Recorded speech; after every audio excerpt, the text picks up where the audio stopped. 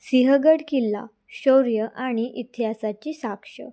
नमस्कार मंडळी, आज आपण भेट देणार आहोत पुण्याजवळील सिंहगड किल्ल्याला, मराठ्यांच्या शौर्याचा साक्षीदार. सिंहगड पूर्वी कोंढाणा म्हणून ओळखला जात होता.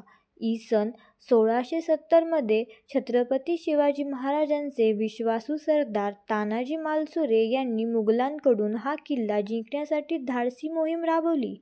या लढाईत तानाजींनी वीरमरण पत्करले, परंतु त्यांच्या बलिदानामुळे किल्ला मराठ्यांच्या ताब्यात आला.